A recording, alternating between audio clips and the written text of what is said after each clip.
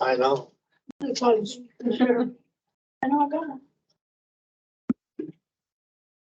I'm glad you made it to Carnegie. It's pretty cool. Yeah. It's fun. Yeah. Told you to. So glad I did not have to. Nice to get here. Okay.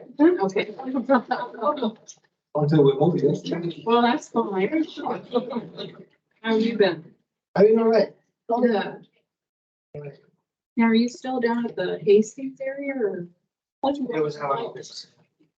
Actually, we're trying to get him to spin.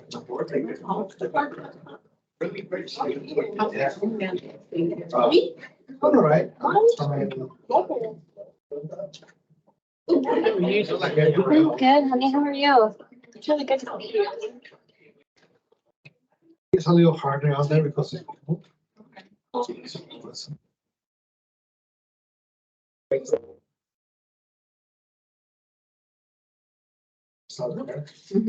Like all of us are slowly on the coast, and I guess something starts in the middle. So. Yeah, and just. Well, It's a good challenge. there used to be But some, it's kind of like challenging. work out the bugs, But, working out the bugs.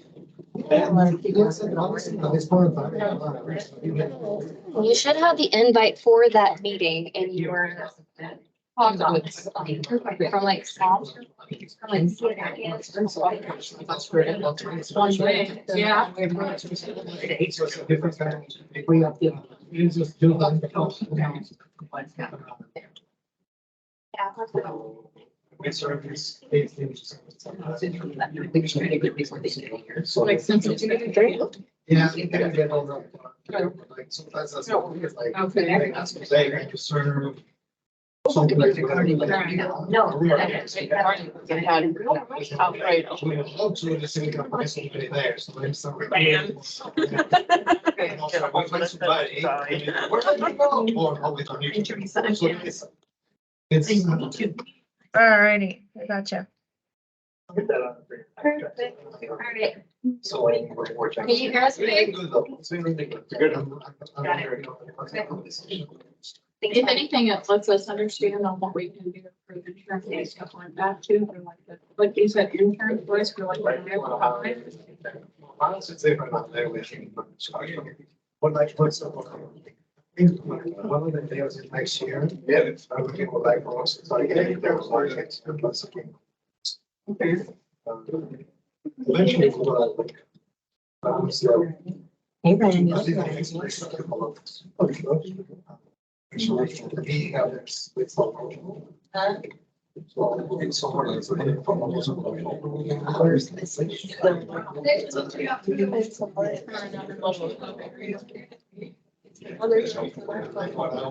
Was kind of like, oh, next like I'm 5,000.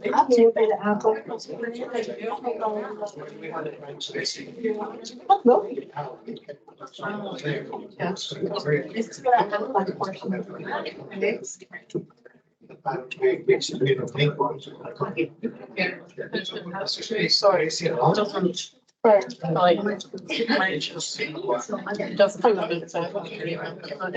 Oh, yeah. Totally. Are you gonna be speaking? Yeah. She's hearing the first time. It's like, Did you get a packet? no, I didn't get it. I didn't sign it.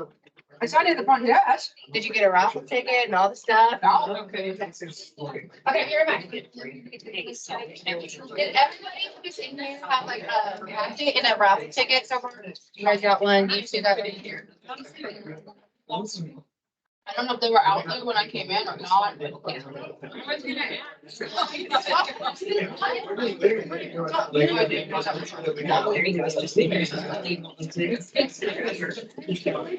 We go certified. But we have the certificate in the building. Oh, yeah, I'm right here. Okay. look at your app.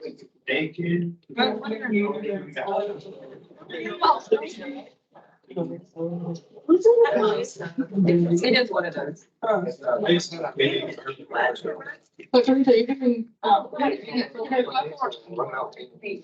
Yeah.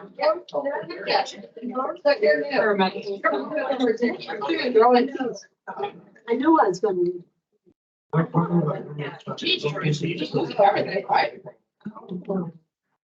Which is like really cool. Yeah, I was because gonna. A lot of people don't see us when suddenly. Right now, we're seeing a deal with companies and actually having going. So. That's something that I talked there earlier. We might not see. So when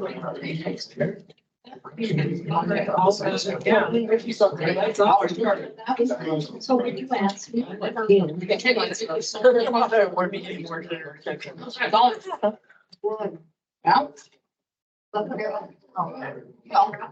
Yeah, that's hard to find out. Getting out of work. Question. I don't see what. I should read it again. You're shy? For those of you that came early, thank you. We're hoping to get done, start around 5:15. Good tired. Yeah, good tired. Yeah. Good. They come in. Yeah, wasn't that cool? I haven't seen you guys forever. So yes, I know that. So basically, the whole idea for. You going now? That's right. Regulating. I just have to like. I'm not saying this. I don't even pick up for the day jar. Right? No, I'm not in the end of it. I'm in the same. So we're doing doing out of the United States.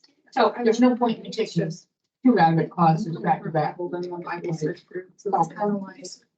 How long have we been I think you know. It's a love-hate relationship. And so I'm really glad I got to see you. Yeah, I know, it's been a while. T-shirt one. So we're great. But yeah, well, that's amazing, but. And that's project. It's important for us to grow.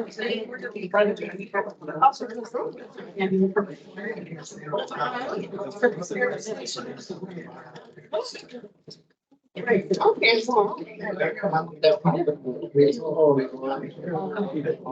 I mean, I like.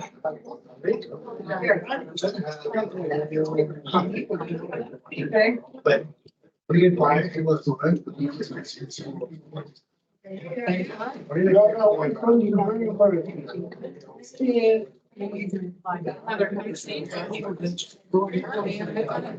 I know.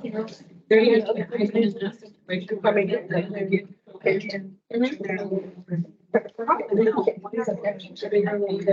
We're the. Of the one that.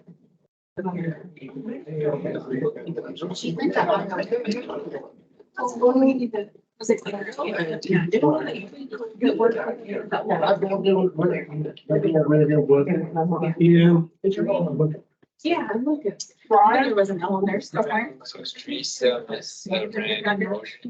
Never be. You're new. Like this. I like the cop out there.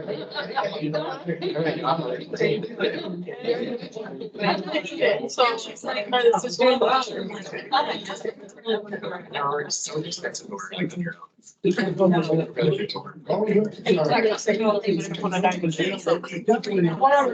you have bathrooms? And like, you know, the other one night. They told her to make it. So let's go and call out everybody.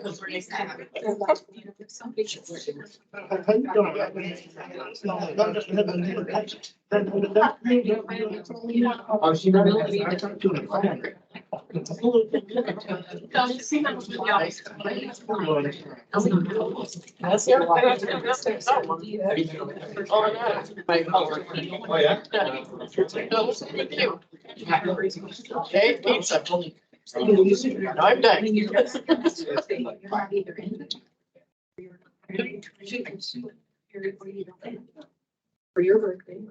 help, but I didn't watch to work, so found. Like 6:45. Because you get me. And then we're just 6:45. So he chose. 6:45 to about 2:15. Yeah, appreciate you over there.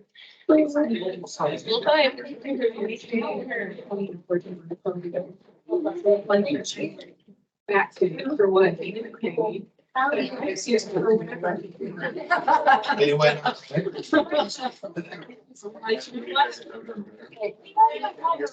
asked what, you know, he should be fairly paying him like. There's an app, you could just say, yeah. Eventually, we're gonna get.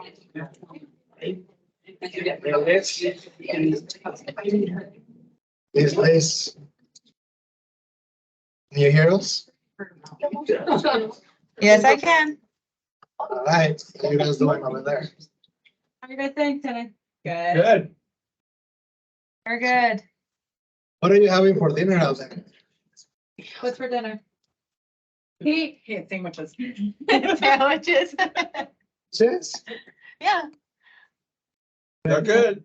I figured I'd move my prime rib for the day that you do come down here. We'll treat you to the prime rib dinner. How's Blanca doing? I see her back there moving her mouth. She's good. I know. How many more people are you expecting from the, I believe that's it for us. One. for you? Yep, that's it for us. Super.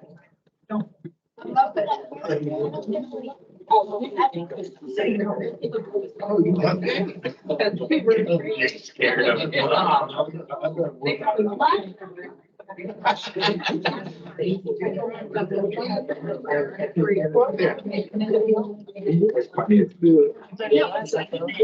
Right.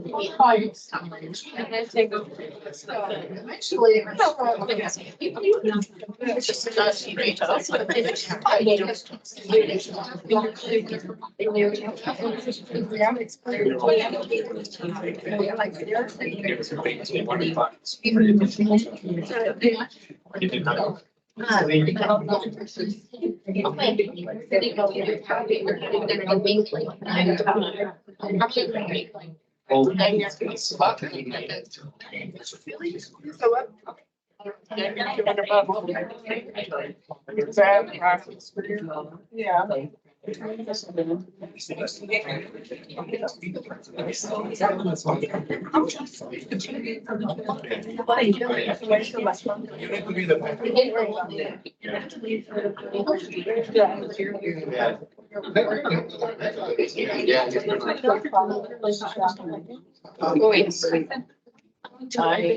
I quit wearing the glasses.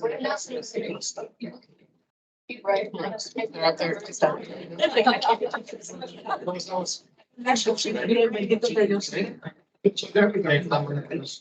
Excuse me, sorry.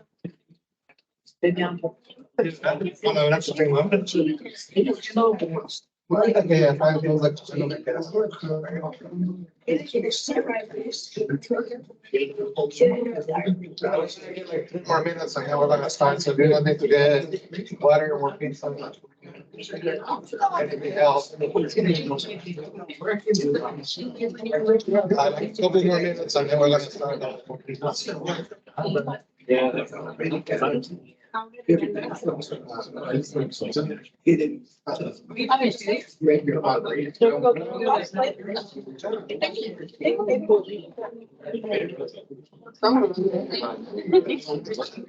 Yeah. Yeah. It's right here to Why? I need your warning. Huh? I did well in speech class, but I hated it. I hated it. You're not one. I don't think I'm on phone. I mean, I could stand up there and look like a tomato. That's what I got.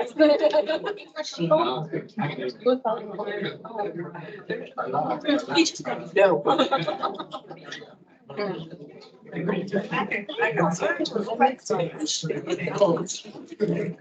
You can talk. I will stand there and, yeah. You pointer. I will look like Rudolph. Just saying. Elena. Somebody. The nose is gonna be the whole thing. Hey,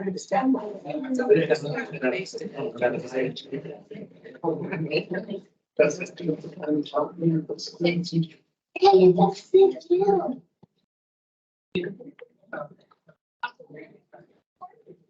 It's like church people that get here later. Yeah, right?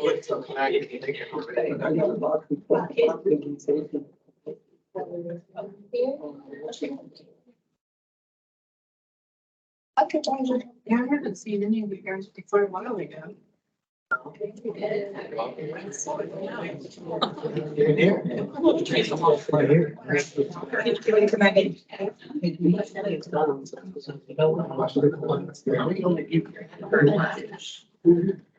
here, I'm ready.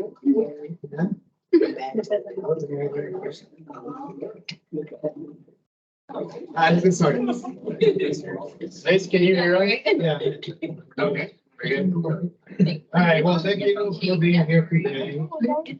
That was your mom. I know that. Actually, it's really cool because we started doing in-person meetings. 2 meetings ago, I think. Every time we have one, there seems to be more people approach with the people. You were just saying, right now, we haven't seen each other for a while. I think for the longest time, we just missed that face-to-face connection. And I think when you guys work, once in a while, face to face. All right, so why don't you just real quick do introductions. So we're gonna start, well, Ryan does an introduction. Here's Ryan. Care manager. The other care manager is Jose, somebody that's met him. His outpost. I know that you're. I don't trust anybody behind me. She's just a little mean thing. So mean. Elena, those of you that don't know her, she's our care manager out here. The care managers out there in Hastings, somewhere is. There she is. She's our care manager out of Hastings. And then I know Hastings there too. We have Blanca kind of hiding in the back. There's a DCP out there. I'm the move. I call by that. And then here we have Kathy. She's not here right now. She's the client liaison. She actually works at the ship. Then we have Anthony. He's our compliance HR generalist and all that. So basically, when you guys are missing driver's license, so you have to redo background checks and all that, he's the one that is calling you. He's Italian, so you need to make sure you comply or he has friends. I just say. There's people that have certain. Oh, Irish, German, French, and Scottish, so I think I outright is Italian, that's right. Right. Anyway, so then we have Amanda, somebody that's Amanda, she's director of operations. She's having a hard time letting go the day to day, but she's very much ready to just be more administrative and all that, so.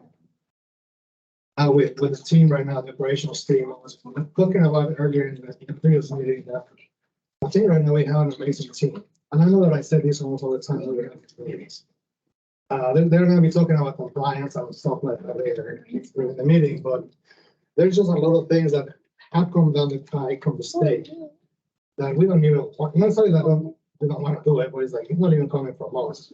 We use some lines that we have to really do, used to keep our jobs, right?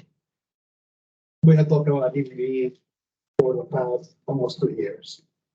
And there comes to a time that it's like, we have to do it. There's no other way around it. And they're going to talk about it later. They have really done an amazing job to really get us up to speed to the point that we're 100% compliant. And my point with them was like, I don't want to do my job because somebody's not clocking or clocking out when they're doing. That would just put our contract in jeopardy. So they have really rolled with it. So there's some of the things that they have been doing that are really cool. I know that Elaine, I think, is going to talk about incident reporting. I'm not going to talk too much about it, but basically with the incident reporting, there's this organization that was hired by the HHS to really start looking at all the incident reports that every company are doing, right? And if there's an incident, there's something that is happening as a pattern, then these people come and investigate because they want to make sure that we're utilizing the resource of the system in the best way possible. So with two clients that we have that ended up going to the ER on a regular basis, then we got, you can say audited, but it's not an audit. They're pretty much just going to say, okay, what's going on? Let's see if there's anything I can do differently. The cool thing about this is the two people that actually we have had as technical auditors. They actually have liked working with us. I mean, Wayne is the one that has been rolling that because we are one of the companies that actually have our crap together. I mean, that's really what it is. We have all our policies, we have all documentation, we have, so I'm not talking to. It's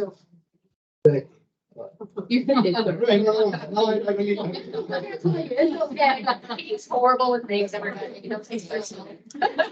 Honestly, right now, like as company, that for me has been very, very clear that we are really out there. We are actually part of a group that we are helping to move the non-medical industry into a little more structure.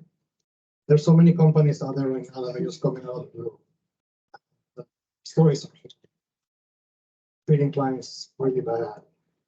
Even for the caregivers, just working for those companies is really bad. So there's a group of us companies. We are the only company there that is not like a big company. So we're sitting at the table with Right at Home, with Homestead, with Comfort Keepers. So, and we actually are providing even more information on what policies and processes and procedures than some of these companies. So my point is, where's my voice? Sorry. So my point is, we are, even though we are not that big company, we are not the Walmarts or the McDonald's, right, of the world. We're actually out there. So for me, it is something that is like, yes, we're actually a big company for that regard. So that's a really good stuff. Anyways, I'm taking longer because I'm not going to talk anymore after this. Just like I'm trying. Because I'm really trying to let them be the ones kind of like, I don't know.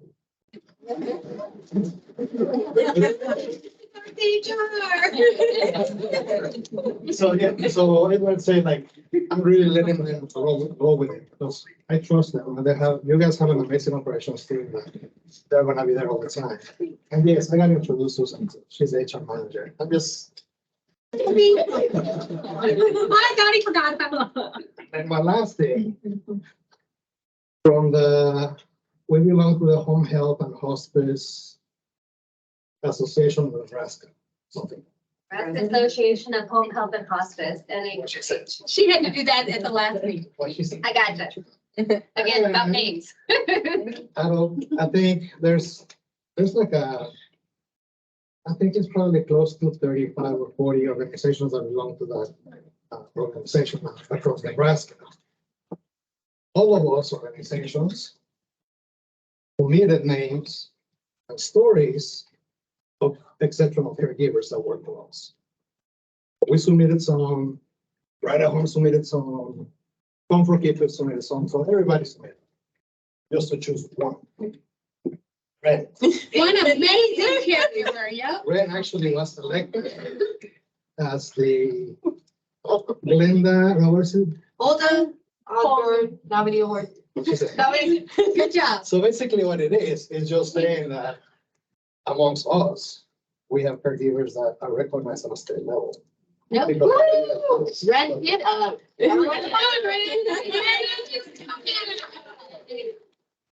We're gonna have a pretty good, she received her award out in, Harding. We have to go there and like she received an award. She gave some words, so she's gonna give some words tonight, right? Right. That's- Free city? No, I got all the congratulations and I'll let them take over and thanks for being here tonight. Just taking over.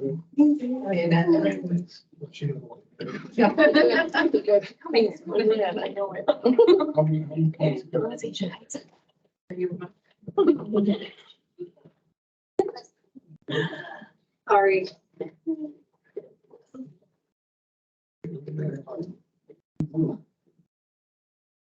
Okay, so as you guys knew, about, well, let's say a little over 3 months ago, our phone system absolutely was atrocious. You couldn't get through, calls constantly dropped. If we did answer, you didn't hear us, we couldn't hear you. So in order to combat that, so we can actually deliver quality service to all of you guys, we actually abated our phone system to Sangoma about 3 months ago. I do feel, and you guys can correct me if I'm wrong, I think we have seen a lot of improvement from this phone system. There's not as many calls dropped, it's easier to get through. However, with every system, there's always flaws. So I just wanted to take this second to say, yes, we're trying to take steps forward to make sure that not only are we servicing our clients, but we're servicing you guys. So with that being said, if you still see issues, because sometimes from our end, we're talking to you, everything seems fine because we can hear you clearly. You guys might not hear us clearly. It's happened a couple of times, not as often as it used to be. But report those things to us. So then we can actually continue to work with the company to ensure that these things do not continue to happen.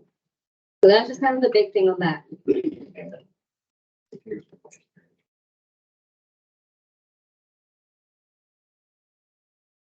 You're up there. We lost the video for us. You hit the camera again. Over on the other side. Oh. Okay, never. He was lost. No, 2 screens on opposite walls. Another really awesome system, I sent out a couple emails a while back that we're going to be implementing, and so by the end of the day tomorrow, every single one of you should be receiving an email about this new system. It's called Bamboo HR. This system is going to be a huge asset and a tool for you guys, and specifically for you guys, because through this system, we're going to be able to upload your PTO hours. So you can actually in lifetime see how much PTO you have available. Additionally, in phases, because this will all come out in stages, there's going to be a way that you guys are going to be able to access your pay stubs. So there's no more trying to call us and then having to wait for us to get them, send them. They'll be at your hand. The other thing is we're going to be able to upload all of our policies, our forms. So transparency is going to be improved from us to you guys and you guys to us. And then another really cool thing, another really cool thing is time off requests. You won't have to worry about sending an email. You won't have to come into the office and fill out a form. Once this goes live and we continue to implement these stages for this system, you could actually request time off directly to Annie, our lovely care coordinator, who unfortunately is not here. I wish she was, but you can actually submit your time off request through the system. Now, with that all being said, I know it's a lot, but we're also continuing to do these things because we want to improve the experience for you guys. And then Anthony walked off, but if for any I got reason- him. Here he is. He's eating. Here he is. Here's Anthony. Why are you breaking stuff?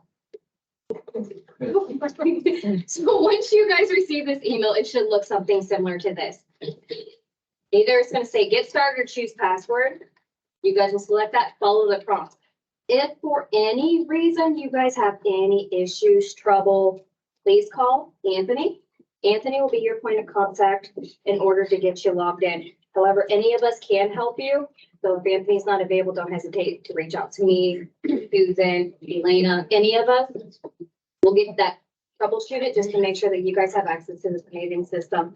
And there will be continual emails that will be coming out as we launch each new phase you guys know what's accessible to you and palm of your hand.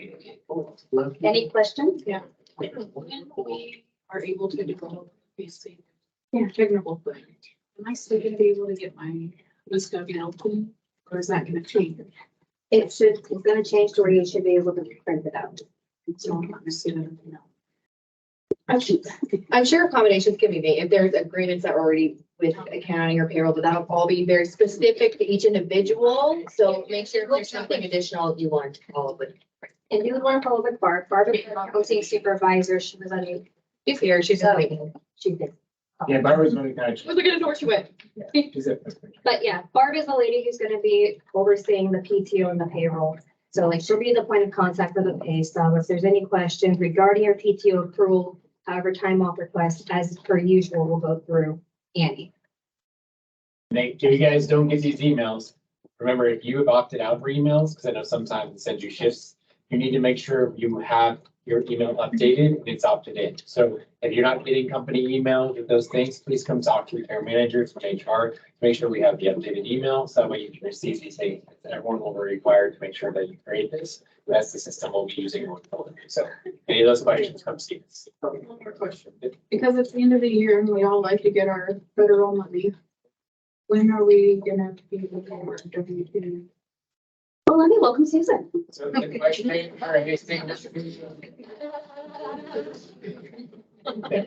question was, it's getting the end of the year taxes, W-2s. And lucky me, I do not know that answer. Barb is one. She's here, so let me introduce you to Barb. Barb, we have to about. Okay. You know, the question was W-2s. Okay, so we have till January 31st. So I'm hoping you guys get them out like, they'll be mailed to you directly, okay? And so hopefully, if things go good, The man we'll will get, get yeah, time. it'll be probably like either the second or third, or probably the third week in January. And if for some reason you lose them or don't get them, I can copy another one, okay? And additionally, this is Katie. Most of you guys know her. She's actually the CFO and owner of this organization. Yes. And she's the reason why we're here. Not really. I know she wouldn't, she just loves him. I am too excited in the morning. I'm so excited. I'm very energetic in the morning. All right. So as you guys know, I am Susan. I'm the Human Resource Manager. If you guys look, we did give you guys each a packet. So at the end of the year, okay, what we want to make sure is for the new year coming up, that all your information is correct. We are getting some information back from some caregivers that we send out, even via mail. I got one back for an email. So what I ask is that you look at your stuff, see, maybe you guys have a home address that changed. Maybe you're recently married, so your emergency contacts have changed. So just look at those things. We're talking also about your direct deposit, those change, your W-4s. We did give you we gave you a copy of them. So look through them. If you have anything, you can fill it out here, which Brian would love to hand out pens to you if you need them. And we also have, if you look on there should be, there is Anthony's email. He's the one who, Anthony's business card. So he's the one who handles that part of the HR. Wonderful, Anthony there. So you have his phone number and his email. You can reach out to them. That's not just the HR email, that is his actual email. Okay, does anybody have any questions in regards to that? I didn't think so. I thought I did a good job of that. All right. Just for anybody that's watching the video recording, the password is Tickle. So just so you know. Also, we're going to have open enrollment coming up. Okay, there is going to be a difference. There is change in that. I noticed that a lot of times in the past, they've taken like, if you had health insurance and you wanted to stay with the same health insurance, they would accept an email saying, by the way, I'm just going to keep my health insurance, or hey, I'm going to waive. Okay, that's not, how we have to do it this year. You will actually get the forms. There's sections of the forms that have to be filled out that says, I'm accepting or I'm waiving. Okay, and there's gonna be about 3 forms that have to be returned to me. I will send you guys those. I want to be able to do it through Bamboo. So then it'll automatically save to your Bamboo file. So that's my goal for this year. If not, you will get an email from me. Okay? So, but before I send them, I'll send out a mass email just so you guys are aware, just to let you guys know, because I like information. Any questions? Yes, ma'am. Preliminaries of prices for next year's health insurance, or do you not have that yet? We were hoping to have that, but we do not yet. So I apologize. I wish we had it. I did get the information back. I got the information back from the insurance companies on Friday. And it was just too short of a time span to be able to go through it and have it ready for today. But I'm hoping to be able to get it sent out to you right away. Okay, and if you want, you can always ask for my business card and I'll give it to you. And then you can always reach out to me because Anthony actually does not handle that. So I can answer a lot, but that's one of the things I do. All right, so she did discuss the Bamboo, which I am so excited about. It's a great program and it's going to be a blessing as far as HR and as she stated, our transparency. Now, one of the great things that we offer is Aflac. Okay, we do offer that to everybody. It's an option to take it or not, but we do have Sarah here, our wonderful Aflac lady. So she is going to come present that information to you. If you guys have any questions, the last meeting we had, I stopped her like 9 times to ask questions, so she takes it very well. Before she starts, just one more thing. If you guys need to reach HR, the email's up there. If you have your phones, you can take a snapshot. That's the direct line for the HR number. So.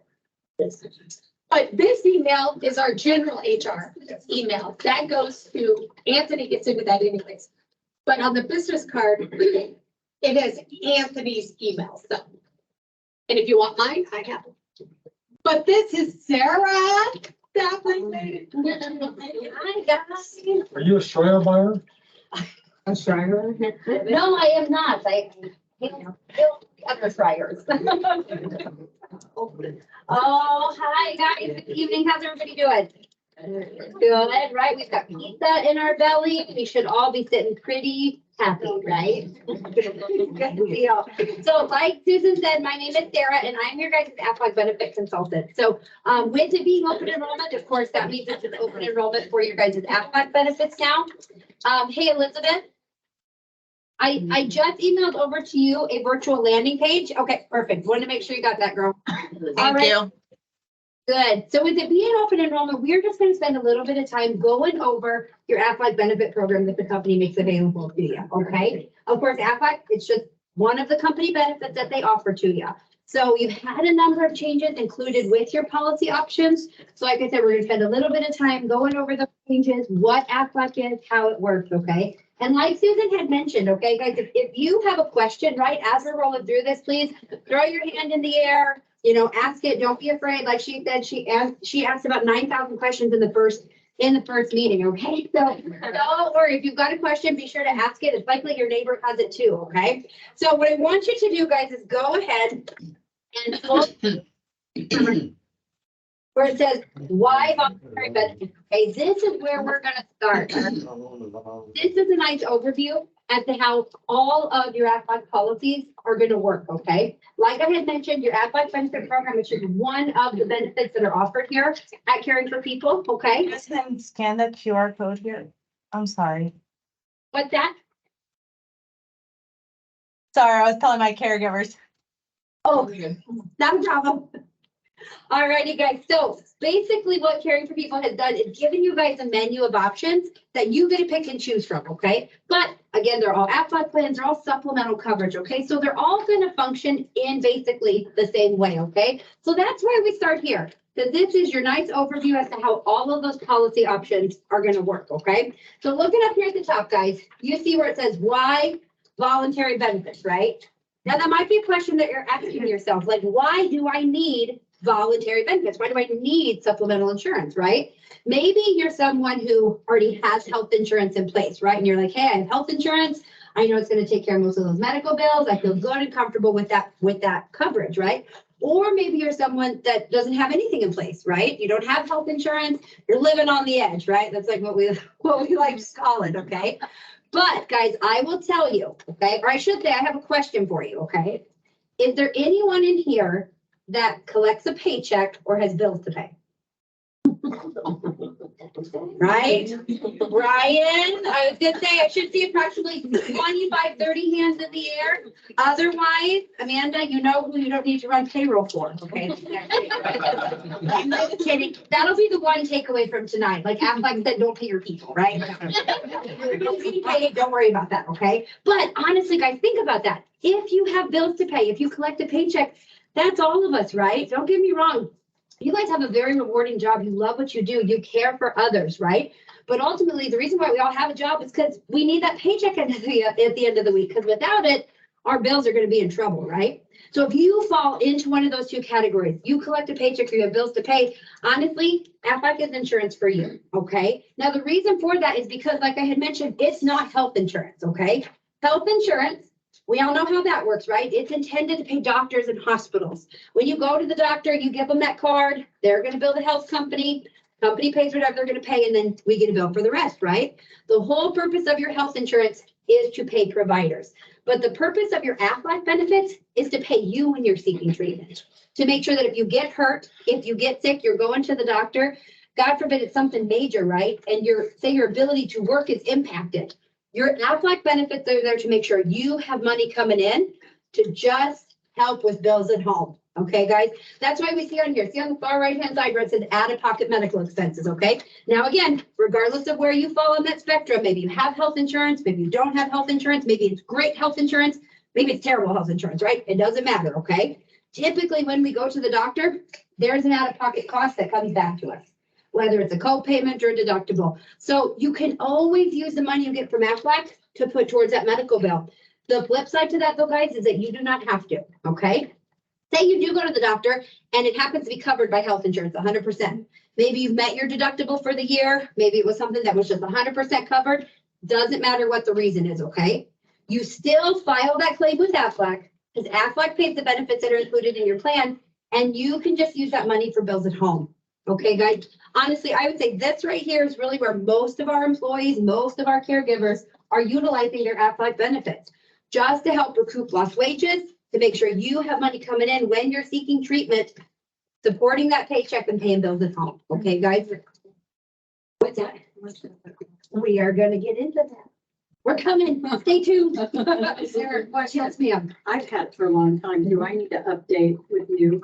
But Or is that- potentially, yes. Look at you guys with all your very intuitive questions. It's like you know where I'm going, okay?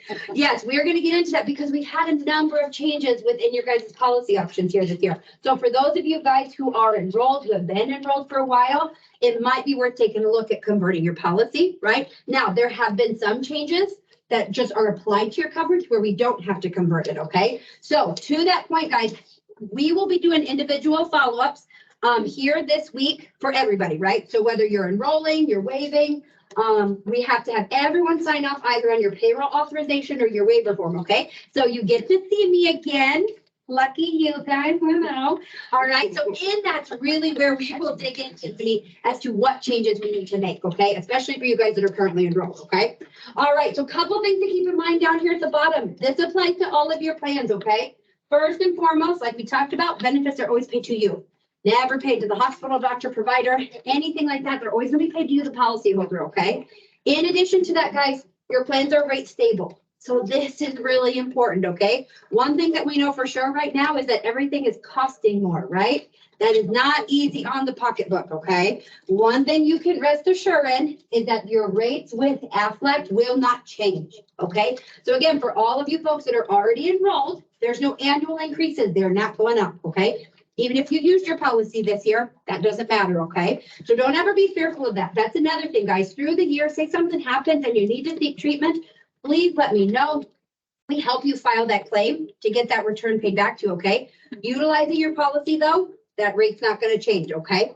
And then finally, guys, there's no co-payments or deductibles. So basically, that means there isn't any money that you have to pay in before you're benefit eligible, okay? All righty, guys, so any questions so far? So how the heck do we use it?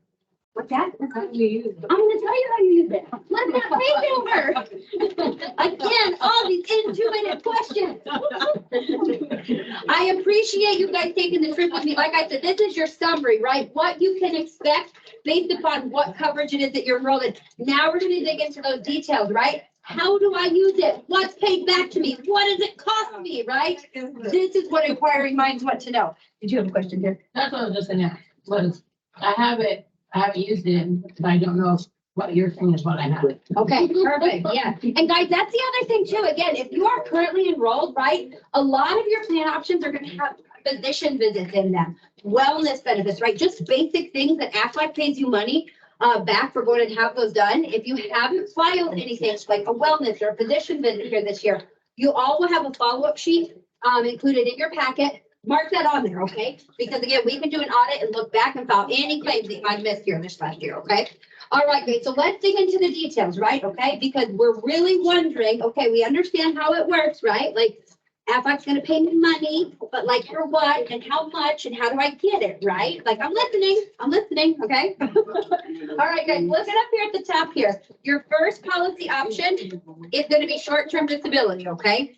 Has anyone in here ever had short-term disability before? Very familiar with it at all? Couple folks, like, yes, he said head nods. I did with my job, and I got paid for it. Wonderful. And I did, I looked at it, and they, but I was off for 6 weeks. I said, I got paid. Wonderful. What was your name, sir? Like, Joe. Okay, guys, Joe just told us what short-term disability is, right? He said he had eye surgery, he was out for 6 weeks, and some of his lost wages were paid while he was out of work. Guys, that's what short-term disability is. I didn't use that, so I was busy. It was a different, a different disability. Yep, a different disability policy. Yes, ma'am.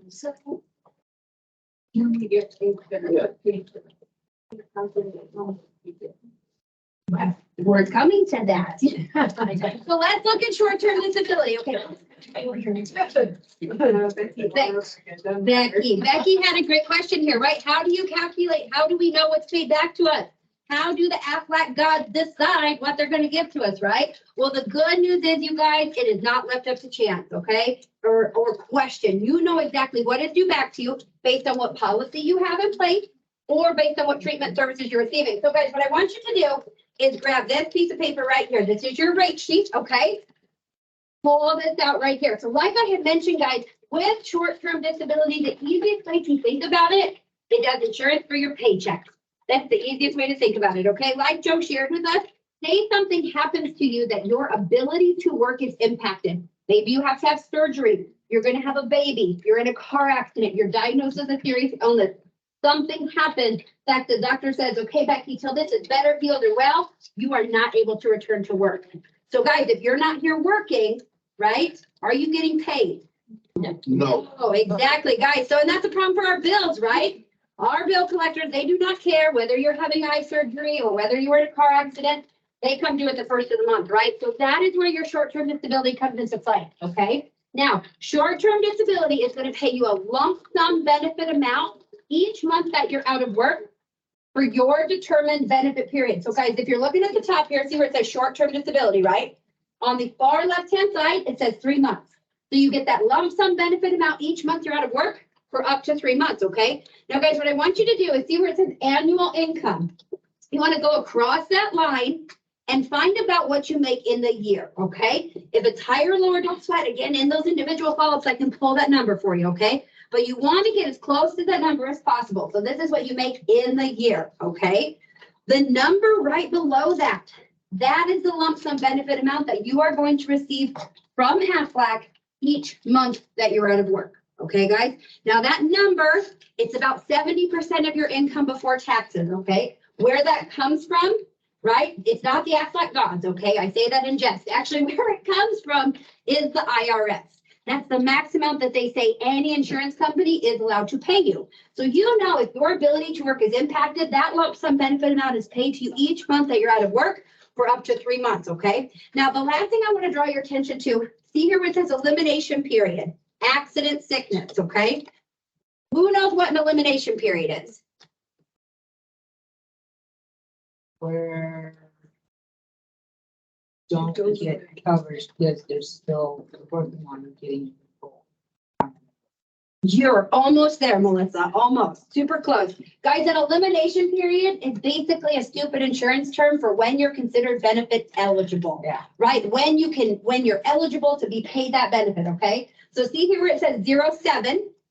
The 0 means on the very first day, if you are out of work due to an injury. So again, say God forbid you're in a car accident, that very first day, you are benefit eligible, okay? There is no wait time for that. That 7 is gonna be for illness. There's always a wait time for illness. It's there to eliminate like colds and flus and just kind of those minor sicknesses that ail us, okay? So it will be a pretty significant illness that removes you from work. But once you hit that 7th calendar day, you are then benefit eligible, okay? You have a question in the back? Yeah, going to the, back to the short-term disability. Yeah.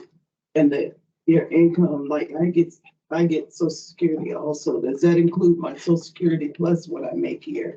It doesn't. So Or is this just what I make here? yes, ma'am. Yep. So your annual income, when we're calculating what you make, right? It's directly tied to your wages here through the company. So we can't take into consideration like SSI or say if you work at if you have another job, can't take into consideration that income. Just the income and the wages that you make here through caring for people. Excellent question. All righty, guys. Any other questions here on disability? So you have, oh, I don't know about disability. So before anything would be paid out to someone, this is all new to me because I don't pay attention to your review. No. Becky, when you asked the first question, I was like, oh, I'm listening. We have to wait 7 days and act like we're sick before we'll get anything. If you're filing on disability, if you're filing on disability, if it's due to an illness. Yes, and the reason for that, guys, is because disability really is intended, again, to be income replacement. It's there for those like what if scenarios, right? So again, if you're in a car accident, if you're diagnosed with a significant illness, it's not intended, say like I wake up one morning and I got the flu, right? And nobody wants me going anywhere near them and I need to stay home today. That's not what it's intended for. It is intended for the significant illnesses that would put you out of work and directly impact your paycheck and your bills for an extended period of time, okay? That's why for illness, we gotta wait a week, but it's gonna pay you that lump sum benefit amount each month for 3 months. It really is for that catastrophic stuff. That's a good question though, Becky. All right, guys, so any other questions before we keep going? Hastings, do you have any questions? Okay, thank you. Perfect. Oh, thank you, Elizabeth. All right, you guys, so your next 2 plan options here are gonna be your accident and your hospital, okay? Now, these 2 plan options are gonna function differently than your short-term disability, right? Short-term disability, like we talked about, it's directly tied to that paycheck. You end up out of work, it kicks in, helps cover some of those lost wages, right? These 2 plan options are gonna pay benefits back to you when you're seeking treatment, okay? So they're gonna function differently. Under your accident plan, benefits are paid back when you seek treatment for an injury. So say you get hurt, you go to the doctor, there's a dollar amount tied to that treatment or service that you received, and that's the money that comes back to you, okay? So guys, what I want you to do, okay, is take out this brochure right here. We're going back to Becky's question, right? Of how do I know what's paid to me, okay? So under the accident plan, like I said, this one is directly tied to the treatment and services that you receive, okay? Again, you don't have to leave it up to the act like God. Open this up to the 2nd page, and you're gonna see this blue schedule of benefits. Guys, this right here eliminates the guesswork. You know exactly what is due back to you based on the treatment that you're receiving, okay? So let's say that you experienced an injury. It's bad enough that you were admitted to the hospital, okay? Under this plan option, it's gonna pay $1,000 on that first day you're admitted to the hospital. Look right below that, $250 every single day after that for each day that you are there, okay? You can see it says up to 365 days. Basically what that means is there's no cap. There's no max payout. Each day that you're there and seeking treatment, that benefit's paid back to you, okay? Of course, we don't actually want you in the hospital for 365 days. That means something real bad is going on, okay? But the point is if you're there 5 days, 7 days, 10 days, $250 is paid each day. 1,000 for that first day, okay, guys? Looking down a little bit further, see where it says accident treatment benefit. So let's say you experience an injury. It's not bad enough that you're admitted to the hospital, but maybe you go to urgent care, the chiropractor, your primary care doctor. Any office visit is going to pay a benefit of $120 just for going and being seen, $35 for any follow-up, $35 for any sort of physical therapy that you might need, okay? Now, again, guys, keep in mind, these dollars, that is what is paid back to you. You turn around and use it where you need it, okay? So if you're admitted to the hospital and you need that money to go towards the deductible, you can do that. The flip side to that is if you're admitted to the hospital, where are you not? Work, exactly. So that's again impacting your ability to earn that paycheck. It's impacting your wages. So you certainly can use that $1,000 and Aflac is going to front load you to turn around and pay bills at home. So magically right now I have this, okay? And I have been in the hospital. So how in the heck do you know, right, that we're there? How do you get your money, right? How am I getting my? Right? Becky said, give me my money. Aflac, how do I get my money? And it's an excellent question though, guys, because this is all great, right? Yeah. But how do we get it? Okay. Now, when you enroll, you will get a copy of all your policy documents sent to you in the mail. Included in there is information on how to set up your online profile. Okay. Now, guys, when it comes to claim support, I am here for as much or as little as you need me. Okay. We have some caregivers, they file everything on their own. Okay. Tiffany is one that is relatively independent when it comes to filing claims. Honestly, she could probably tell you how to do it. She's an expert at this point, okay? But guys, like I said, I'm here for as much or as little as you need me. So Aflac sends you the information of how to set up your online profile, right? Now, in order to receive your claim payment, Aflac just needs documentation from your doctor, the hospital, whatever the situation is, showing where you went, what you had done while you were there, right? So you can call medical records and say, hey, can I have my my UBO4 form, right? Or my summary showing my hospital admission, right? The treatment and services that I received. When you have that documentation, you can take a picture of it. You upload it through Aflac's app directly onto your profile. On your online profile, you can also set up direct deposit. So then Aflac will deposit money into your bank account rather than sending you a check in the mail. Now, maybe you heard all that. And you're like, oh, Sarah, technology makes my brain hurt, right? That sounds like a lot of work. That's okay. If you're admitted to the hospital and you seek treatment and you're like, I don't know where to start. Or maybe that's the other thing. You're like, man, she said a lot of words when she was here. Where do I start with this, right? You store my number in your phone and you call me and you say, hey, Sarah, I'm in the hospital. I was in a car accident. Where do I start? What do I do? Okay. Now within our office, guys, we have a full-time claims administrator. Her name is Connie and her whole role is to walk alongside you when you're seeking treatment and help you file that claim. So a lot of times what that process looks like is she'll reach out to you. Have you signed a release of information so we can communicate with the provider? She requests those records and sends them into Aflac for you.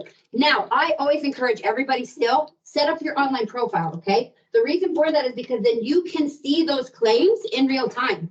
You can see when they've been submitted. You can see when they're in process, if they've been paid. And again, more importantly, you can set up direct deposit, right? The difference between getting a check in the mail and direct deposit is you get your money that much quicker, okay? So do we use a specific number that we? Or is it just the 800 number? Absolutely not. Don't call the 800 number. My number, guys, my phone number and email is right here at the bottom, okay? So this is my cell. That's the best way to reach me. You give me a call, you shoot me an email when you're seeking treatment, okay? Also, if you get my voicemail, Connie's number is on there as well. So you can always reach out to her when you're filing claims too. Please don't call the 1-800 number. They're great people. It's hard to get through. Okay, don't call them. All righty, guys. So any questions on the accident plan? What it is, how it covers. Like I said, the premise of it is it's going to pay benefits back to you when you're seeking treatment for an injury. So again, it doesn't matter if it's minor or major. If it's a major injury and you're admitted to the hospital, maybe you're walking out of here one night, you roll your ankle, right? Got to go to urgent care, get an x-ray, get some crutches. That's something you can file on that accident plan. Okay, guys? How much is it a month? So grab those rate sheets. Right here, go ahead, grab those rate sheets again, guys. Right here in the middle, you're going to see where it says accident advantage, okay? Looking at coverage for just yourself, it's going to put you right about $14 a pay period, okay, guys? Now keep that in mind as you're looking at your rates on here and you're assessing budget, okay? What's going to fit best into the budget? What level of coverage do I need to have in place to be comfortable, okay? This is gonna be what's coming out of each paycheck, okay? So keep that in mind when you're assessing your budget, okay? Alrighty, and yet again, guys, you can see based on who you're looking at coverage for. So spouses, kiddos, they can all be covered under that plan option as well, okay? So is there like a cap on kids? No, ma'am. No. If you've got 2 kids, 3 kids, 10 kids, if you're rocking it like the Duggars and you got 27 kids, they can all be covered if you want, okay? It doesn't matter how many kids you got. All righty, guys, let's keep rolling, okay?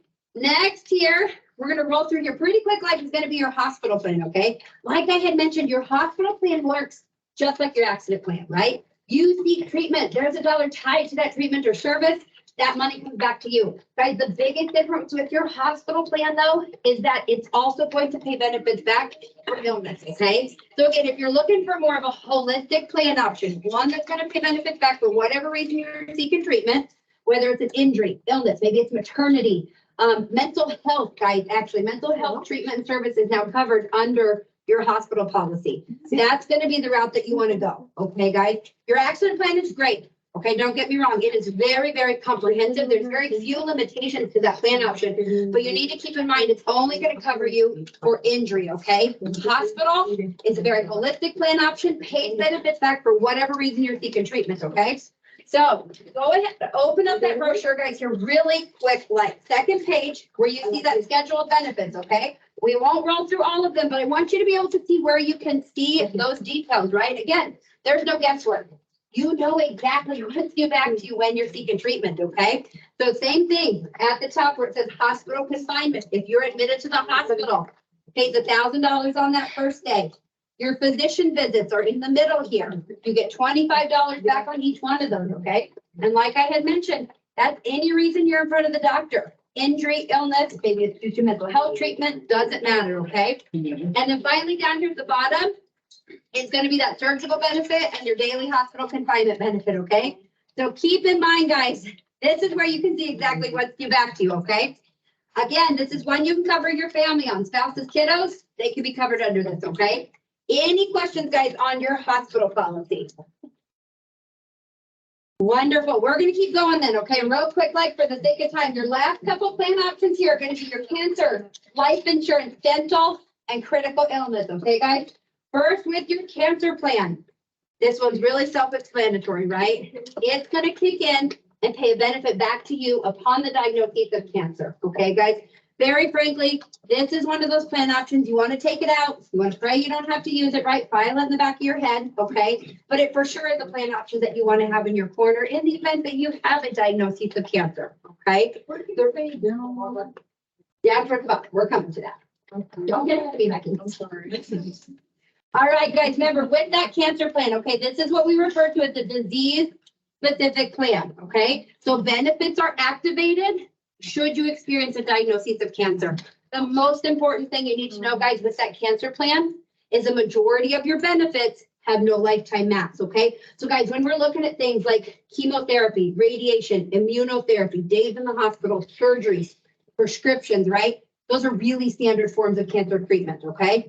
Those benefits are paid with no lifetime max, okay? Now, again, guys, the reason this is important is because we know people undergo cancer treatment for months and years, okay? So as long as you're seeking treatment, those benefits are paid back to you, okay?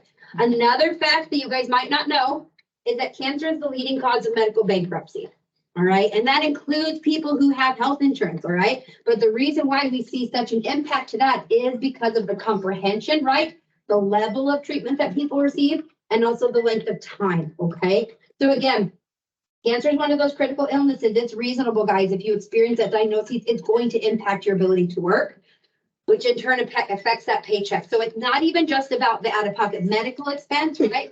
But it's the loss of wages. It's the added cost that we don't take into effect, okay? Me personally, you know, my mom sought cancer treatment and had to drive back and forth every day for 4 weeks for chemotherapy. That's a lot of gas, right? When you're driving back and forth from treatment. So those are the other things that we don't think about and consider, right? When we're assessing and looking at treatment for those chronic illnesses, all right? So again, guys, that's where the cancer plan is going to come into play. I always encourage folks, keep an open mind about that plan, okay? I know absolutely nobody in here plans on getting cancer, okay? I know some of us just met. I don't know some of you very well, right? But I do feel confident saying that. I know nobody in here plans on getting cancer, okay? But the last thing you want is to find yourself in that situation and not have that coverage in your corner, okay, guys? So grab your rate sheets here. Look on the back, right at the top. Look at the coverage for just yourself. But you're right about $15 a pay period, okay? Additionally, guys, if the cancer plan is one that you are looking at for enrollment this year, that's priority to you, kids are free on the cancer plan. Okay, there is no additional charge or premium to have them on there. We'll automatically put your kiddos on there. Again, kids can be covered under that plan until age 26. Somebody doesn't want to. What can we do? We cannot, so like if you experience the diagnosis, you can answer, yeah. No, guys, so Becky had a great question, right? Like, what if I waive now and I choose not to participate? Can I enroll if I am diagnosed with cancer? And you can't. You have to have the plan in place prior to that diagnosis. Guys, think of it like if you didn't have car insurance, right? And you ran a red light at 72nd and Dodge and got T-boned. Are you gonna call up State Farm and say, hey, can I have coverage effective 30 seconds ago? They're gonna be like, nope, sorry, you're out of luck. Good luck with that. You could just get it and then have it work after that date. Could we do that? So the time that you need to enroll is now during open enrollment, right? Any coverage options that you waive on, your next opportunity to participate is this time next year. Okay. So guys, should you experience a diagnosis of cancer in that time, We can still do it next year if we don't. you do it. cannot.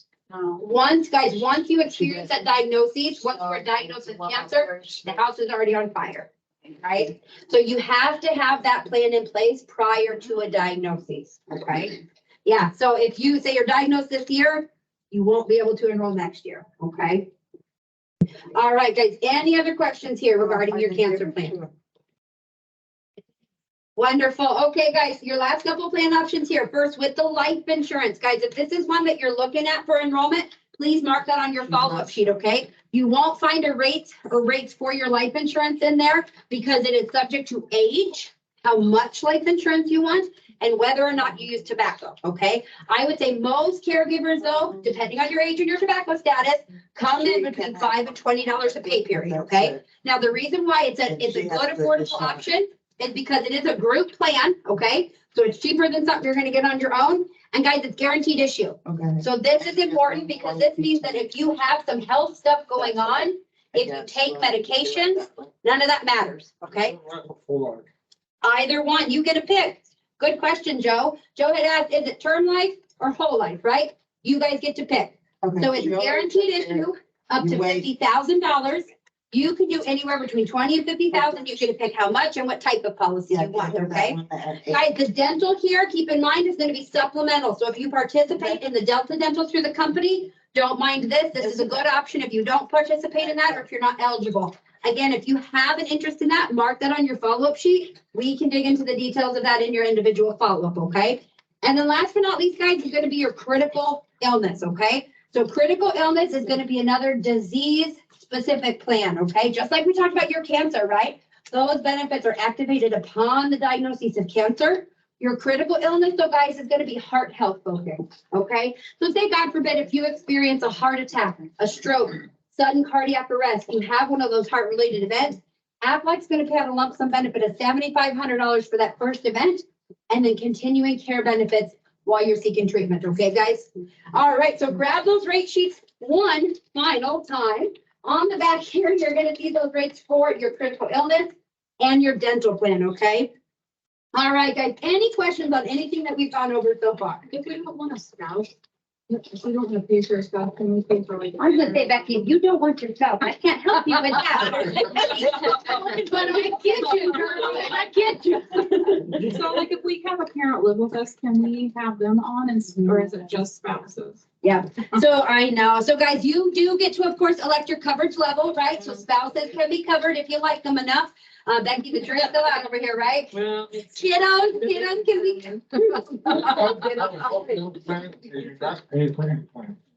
So this is true. That's a good point, Joe. So so on your Aflac Dental, there is coverage for implants, but you gotta wait 2 years to use it. Okay, guys? So really quick, you do get to elect your coverage level. Children up until age 26 can be covered. You can put your spouse on there if you like them enough, but those are the only dependents that we can cover. Spouses and children up until age 26. Yes, ma'am. What about a disabled child?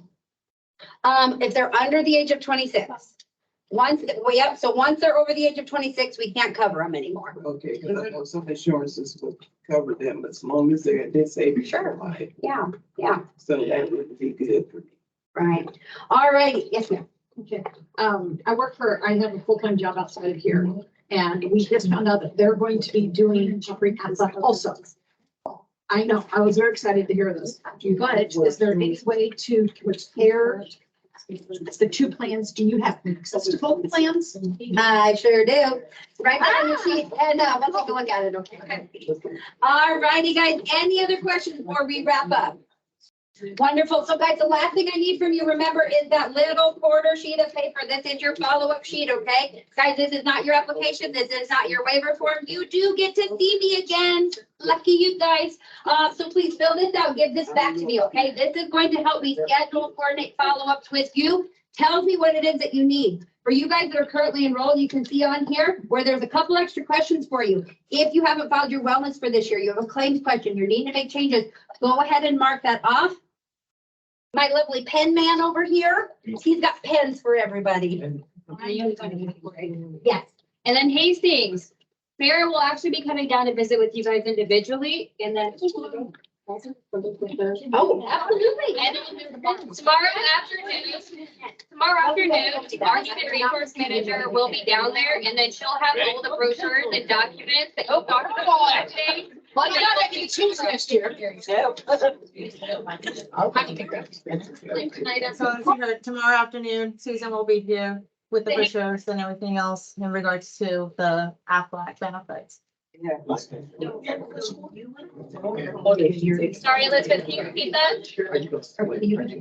I was just telling our caregivers what you had just stated, so about Susan being here tomorrow afternoon. Yeah, we'll be there with the folders and all the documents. So if you guys want to stop by the office tomorrow afternoon, then they'll be there to get them out. Yeah, so she'll be here, I believe, approximately 1 p.m. tomorrow. I just called it.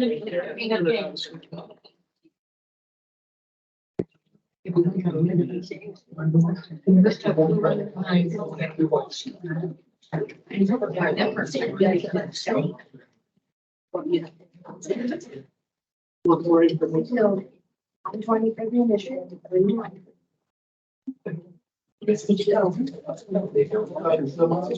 They have to do a waiver. They have to. Their name and their numbers. So hey guys, Brian had a great question, right? What if I don't want to enroll? This is not your waiver form. This is simply a tool for scheduling, okay? Kind of how we talked about, right? How Susan had mentioned, this is a company sponsored benefit. So everyone has to either enroll, like complete their authorization or their waiver form, right? And those are official benefit payroll documentation, okay? So like I said, lucky you get to see me again. But if you're not participating, that's totally fine. We get you registered in the company sponsored telemedicine, which we didn't cover in like total detail for time. We'll talk about in your follow-ups, but you get that, the company provides that to you and your waiver form, okay? This is not that. So put your name, your telephone number, please don't ignore me when I call you, because Susan gave me your address and I will come find you. Because I'm so friendly. Come on, get a hold of me. So I know where you live, Melissa. I've been to your house. When you're done with them, just raise them up and we'll come collect them, okay? Yeah. Darnell, the other question. Come on, we've got you.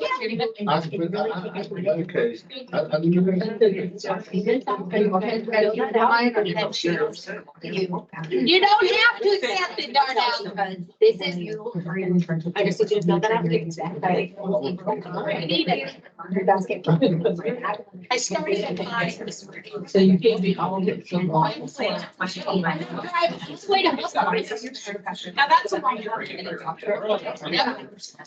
And then, because we were having an argument, and all right, Susan, keep it like that. Okay, we're gonna keep moving forward so that way we can get you guys out on a decent time. Really quick, I'd like to introduce our client liaison, Cassidy. So you guys have probably seen her. We know her, we love her, we're nice to her. She does really great. So I just want to make sure you guys all recognize her. All right, Brian is gonna go through some operations topics, and then I'll talk more, and then Brian again. So. Okay, if you anyone side conversations, or we'll be quick, I promise. So you're through here, so just try to keep it quiet. So operations, first thing we're gonna talk about today, guys, we're gonna go over mileage. We're gonna go over EVV, electronic visitor verification, and then we're gonna finish our day with safety topics and do a draw. So we're gonna play home, I promise. So mileage review. We've had a lot of questions and concerns over the last couple of weeks with mileages, so we thought it'd be a good time since everyone's gathered here today that we could just review them in person. So you guys should have a copy of our mileage policy, but we're gonna go through it today. If you have individual questions, please come just talk with your manager, to talk to one of us here in the office. So, remember, our mileage experience people service, you don't get reimbursed from the state for your mileage. Like, they're not paying us for what you do. We're just doing that out of pocket as a company expense because we know the value what you guys are doing. You know, you're using your own gas, your own vehicles, to go and help these people with dignified lives in their own homes. So we're trying to reimburse you at that federal rate. And then a lot of other companies aren't doing that. Some people don't pay for a certain amount of miles that they reach. We're paying them for mileage right away. And so that's just one of the perks from working here. And we want to keep that. In order to do that, we have to continue to follow that policy. And so we can keep that in place and it's available for everybody. And so we're going to follow those guidelines. So we're going to kind of go over them. The main guidelines that we're going to review today are the essential miles and the recreational miles. What's the delineation between the two? So first, essential miles. These would be like any trip that you're going to do with your client that is needed for their daily essential cares and life styles to be healthy. So that could be something like a doctor appointment, a therapy appointment, going to PT, going to the grocery store, getting foods, you know, getting errands for pharmacy, medications, things like that. And then necessary things for their well-being in the home, you know, just to live well-being and safety. These items that are necessary for daily life do not need permission. If you exceed 20 miles, you do need permission for those. So I know sometimes when you're driving from like clients from Bellevue and you're going out to like UNMC, I know in Hastings, it might be a little different, you guys, obviously. If you're going to exceed that 20 miles, you do need a call, get permission, so we can verify that and allow you to be reimbursed for those times. The second category is recreational miles. These are all the non-essential things. These are things like, we're going to go thrift shopping for fun. We're going to go around town to the movies. We're going to go to the humane shelter and look at dogs and cats and puppies and things like that, or coffee or movie, things like that. So these would be items that you do have to call and get permission before you do them with your client. And I want to verify before we even do that. Remember, ensure all the tasks are completed in WellSky and the authorization tasks are provided before we go and do these things. What do I mean by that? In your WellSky, you know, you have those daily cares that are requirements. Help with personal hygiene, help with bathing, help with housekeeping. Those are the things that the state is putting us into the home to keep these people independent.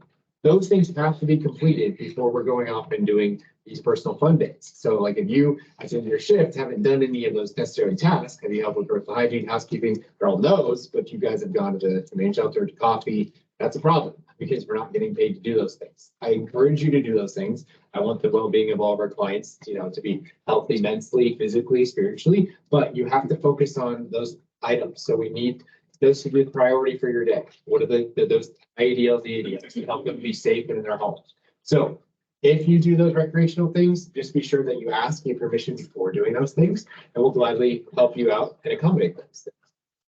Going back, mileage review. These are just some tips and examples of what we want to do. So instead of driving, you know, if your client has to turn in some paperwork, like we had a client a couple of weeks ago to this, and then the paperwork drove 15 miles to drop it off, and then 15 miles back, 30 mile round trip. Well, instead of doing that, like the best option, why don't we mail it? And you know, we could prioritize. So thinking ahead, so we could have mailed that thing.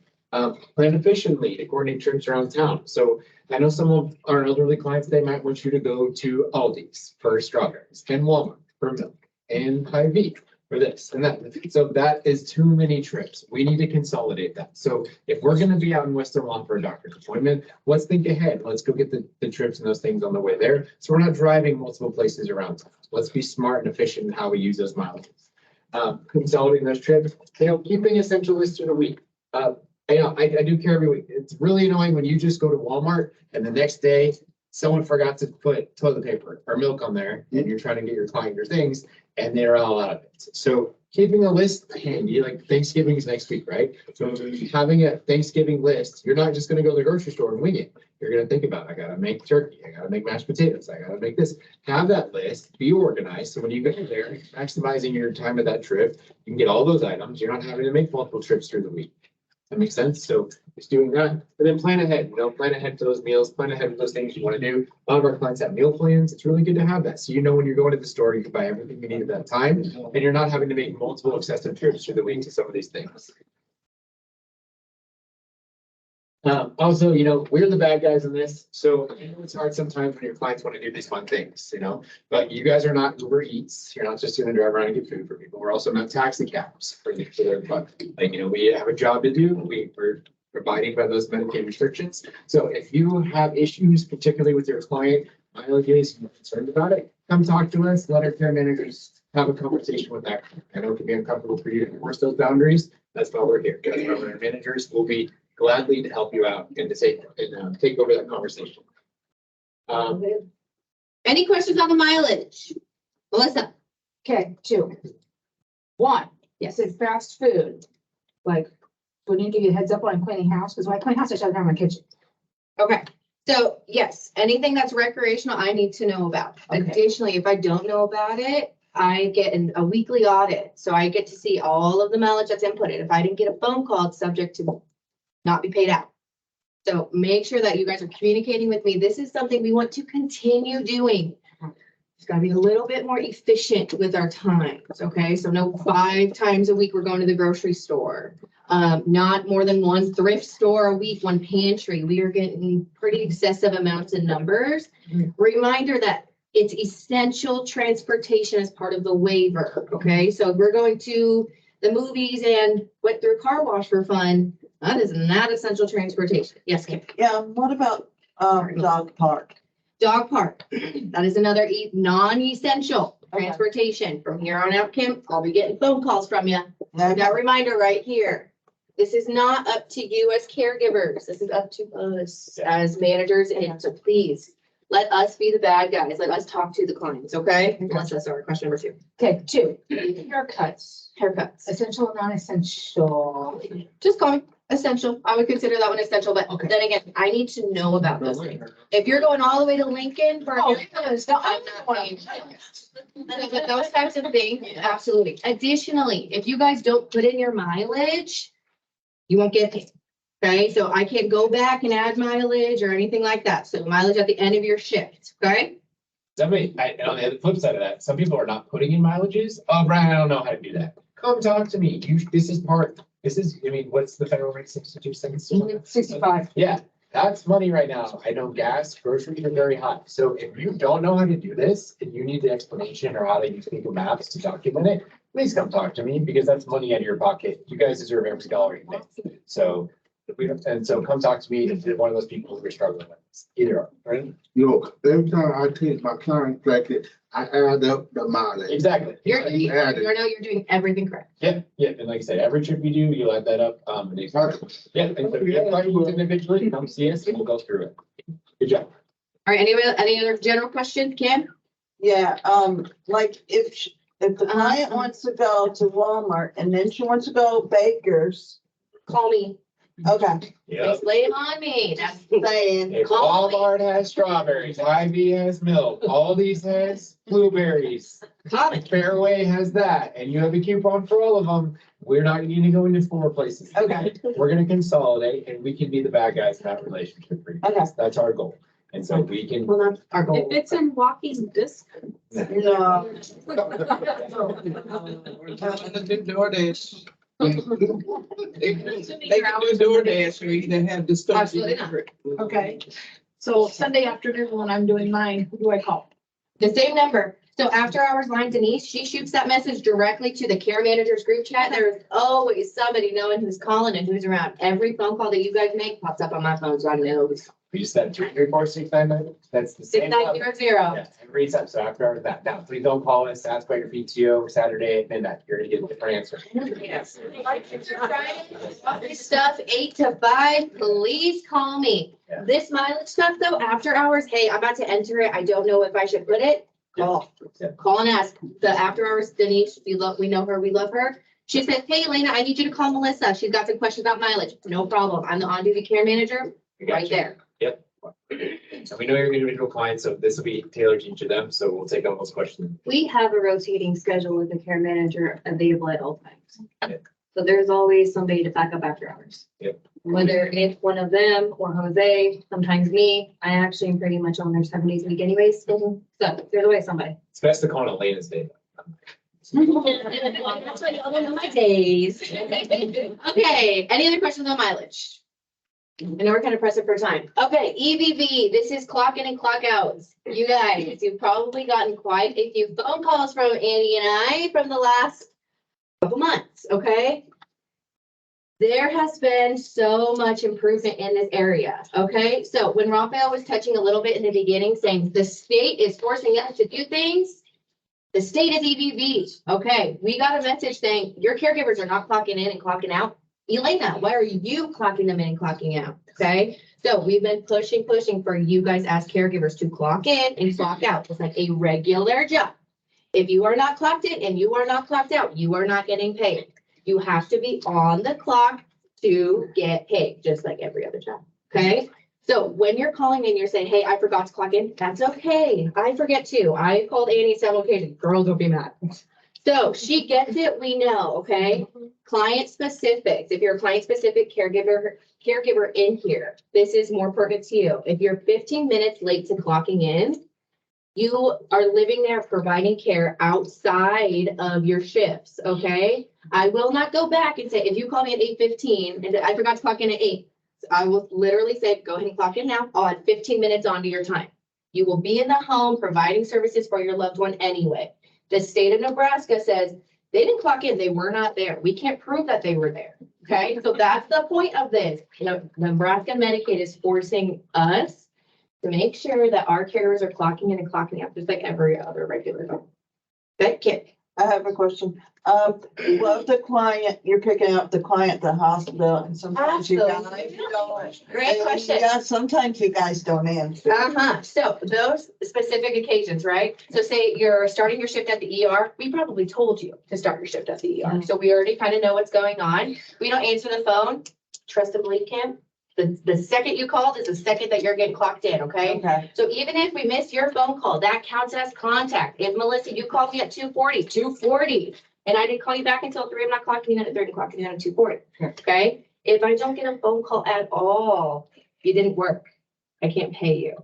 So you have to be clocked in on the shift. Client specifics, you're living there. I cannot say that you're providing services in the home when you're not on shift. Very important, you're clocking in and clocking out. If you are client specific and you're missing those, and say on Wednesday, I didn't clock in or clock out, and it's Friday and I'm calling, I'm saying, sorry, you will not be paid for that time. I need the state of Nebraska is mandating that there is a clock out or clock in and a clock out punch. As much as I want to tell you, don't clock in and clock out. It's not me. It's the state yelling at me to talk to you guys.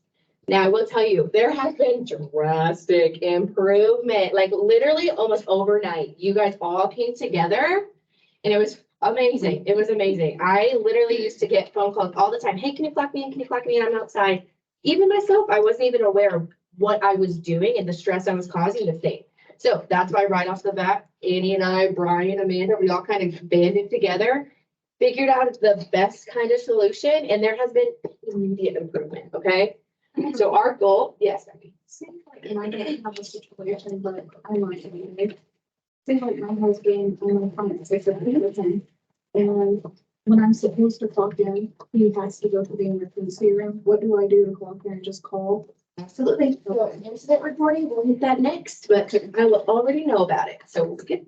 All right, so the goal is to prevent these manual clock in and clock outs that we at the office were doing. I need you guys as caregivers to press the words clock in and to press the words clock out. Okay, you will be paid for what you clock in and clock out of. And just to add on to that, like this is not just a state thing, it's pushed down federally. It's not just We me. have to. And the other thing too is if our compliance rate is not significant enough for the state, we could lose our contract. If we lose our contract, we all, including us, lose our job. Everybody. That's why it was okay, this, you guys, why are we not doing this? It was an entire agency, it needed immediate improvement. And we did it. You guys did it. We're doing really well. Our rates are So thank you. drastically improved. You guys have been knocking out of the park, so continue doing that. I want those phone calls. I want after hours to tell me, hey, Lily's having issues clocking in. I already know where she is, so I get it. Probably no phone service there.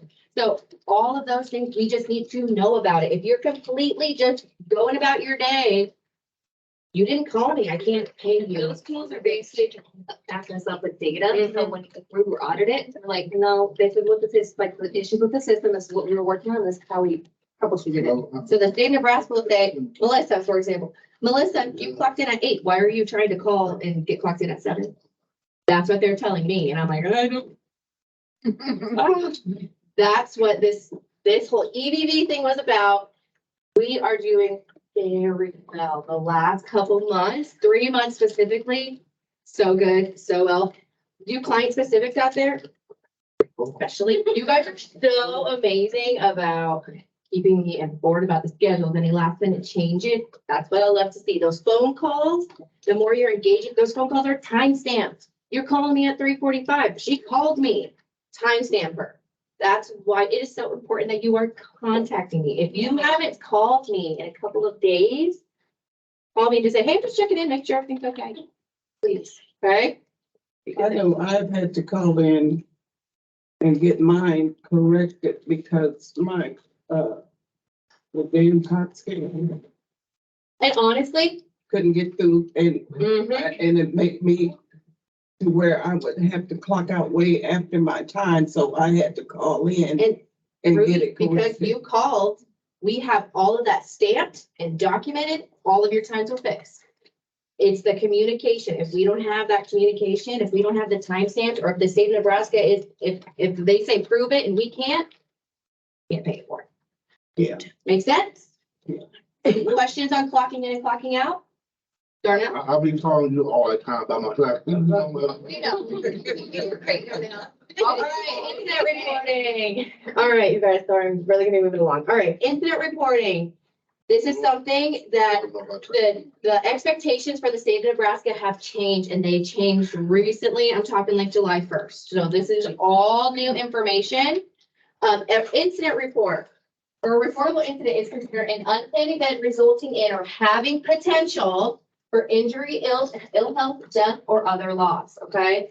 So those are things I have on here, all sorts of them. But some examples of these are kind of like the number one instances that we see and that you guys will see, okay? So allegations or suspicions of abuse, neglect, or exploitation of a client.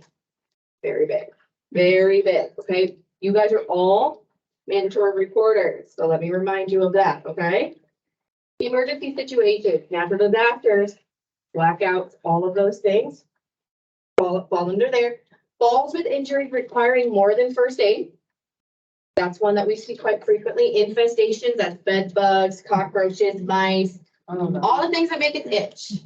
Yeah. Medication errors. Okay, we are a non-medical agency, so we are not administering medication. However, if you're 7 a.m. just left and they didn't give that client that 7 a.m. packet, I need a phone call. That is a medication error that I have to report. Okay? Unplanned hospitalization, keyword unplanned. If you have a scheduled surgery, I want to know about it, but that's not something that I have to report to the caseworker, okay? Emergency rooms, including urgent care visits. A lot of people aren't aware of the urgent care. If you're going to urgent care for a cold or something, I still gotta know. These are all examples of incidences that I have to report to your client's caseworker, okay? So you as caregivers are my eyes and ears of the field. You guys don't tell me, the caseworker will never know, okay? All right, what's the importance of reporting incidences, okay? Improves the safety of clients, right? For example, if someone fell out of a sling and hit their face so hard, that was reported, I did what I had to do. What can I do here? All right, we're gonna identify the situation. Somebody fell. What can we do to prevent that fall again? Therefore, improving that safety of your client. Improving the quality of care, the less incidences we have, we must be doing pretty well. People aren't getting hurt. People are being taken care of the way that they need to be taken care of. That will decrease future risk. If we notice like, hey, this person keeps falling, maybe they need a different sling. All right, well, we just decrease that risk, which reduces potential harm, right? This is a very big one that I want you guys as caregivers to understand. Incident reporting provides a layer of transparent protection for caregivers, okay? So say, for example, Brian is my client and I'm starting my 8 a.m. shift and I'm like, hey, Brian, how are you doing? And he's got a whole bruise on his arm. I'm calling the office and I'm saying, Brian looks like he was blah, blah, blah, blah. And the care manager is going to see, okay, did anyone report a fall? Did anyone report a running into the door or they tripped or something? Nobody reported that. I'm calling the person who was last with Brian and I'm figuring it out. Now, for example, say it was Ren. Ren was working with Brian. Ren called me and said, oh, Brian just fell. There's no blood. And he seems to be fine. He hit his arm pretty good. I just want to let you guys know there's no bruising now, but there could be tomorrow. Okay. So what I'm going to tell Ren is, you know what, Ren? I'm going to have you fill out an employee incident report to cover your own butt. Okay. So that way Brian cannot say Ren was beating me up. He did it. You know, that's weird because Ren called me and said that you ran into the door and might have a bruise on your left arm up on the upper shoulder. So I just protected myself as an employee by filling out an incident report, okay? If you guys don't know if you should report it or not, call me and ask me. I would much rather you over-report than under-report, okay? So seriously, provides a layer of transparency and protection. I'm not gonna think that Ren's beating up Ryan when she called me right away and explained the situation. And I got a care manager on the scene, incident report was filled out, we're good. Okay, moving on. Who do I call? All right, is your client in immediate danger? If they are, I need you to call 911. All right, 911 right away. The next call needs to be the office. All right, I need you to request to speak to a care manager, myself, or if there's no one available, speak to somebody. Speak to somebody. That chat I was talking about, it goes straight to the chat and it goes to boom, boom. Flight liaison, Amanda, Raphael, everybody gets those messages and we have to immediately act, okay? Care manager is not available, leave a message with the live person. If they're not in immediate danger, call me still. Brian, he was okay. We didn't have to call 911. He's got to been fine. The next day though, he got a big hefty bruise on his arm. So call me anyway. Call and speak to a care manager and say, this is what happened. I just want you guys to know. I would much rather you over-report than under-report. I would much rather Ren have told me that Brian actually ran into the door than for the next shift to be like, oh my God, there's a huge bruise. I don't know what's happening. Then it's an APS report and then it's investigation and then it's a whole nother chain of events, right? So incident reports, employee incident reporting is there to protect you guys as employees and caregivers, okay? Additionally, to maintain our client safety. Okay. Let's see. Okay, so some of the questions when we get the message or when you contact a care manager, they're going to ask you questions.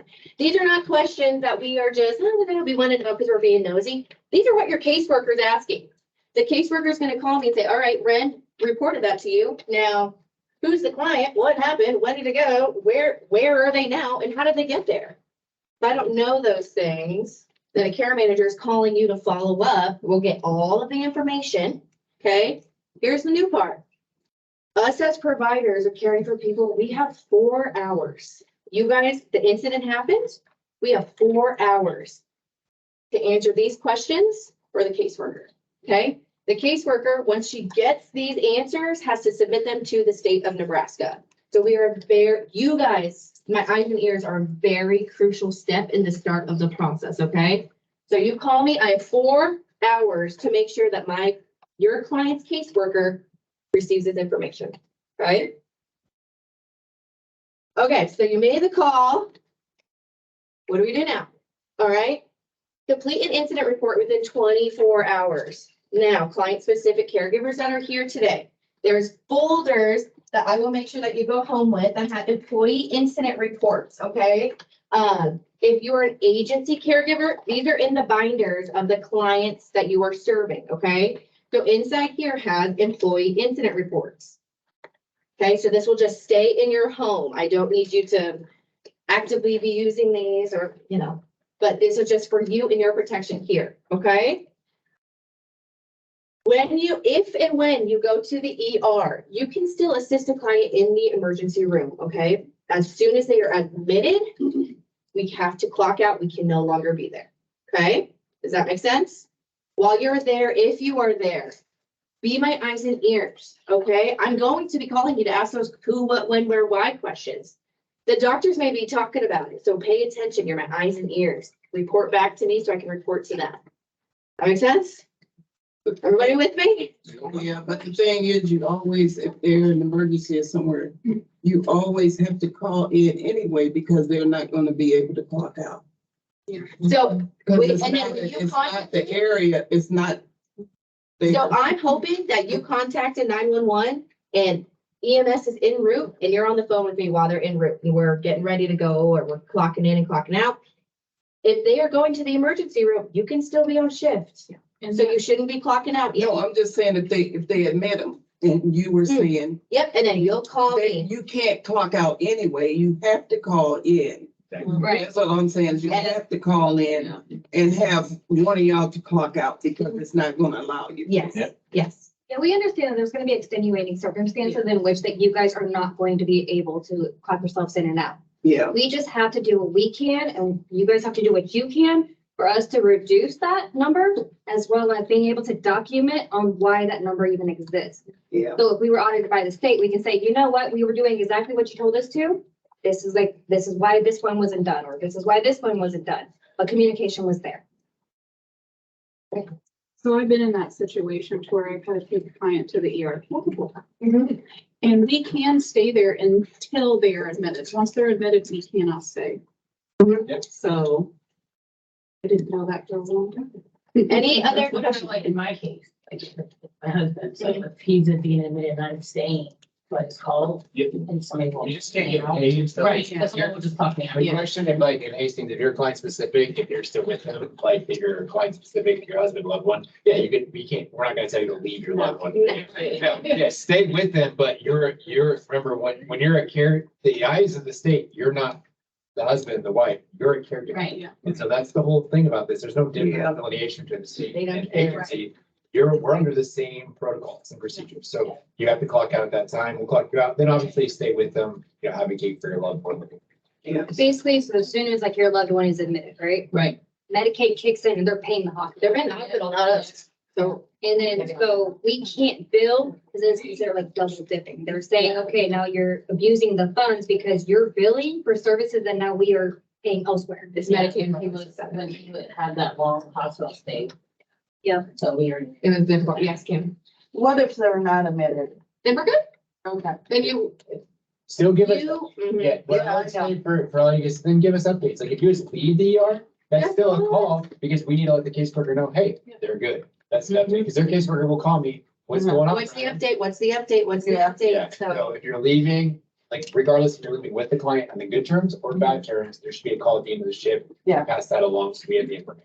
okay, Darnell. I'll be calling y'all, touch on with my client. Yep, I'm gonna take this client home, but the other one, I keep him there. yep, I you're get, good. let's go home, drop it off. Yep, that's exactly what I want you to do. That's good stuff. And if I'll be writing in the book. So, and then the care managers or myself, when they reach out to follow up with you, they will complete an incident report.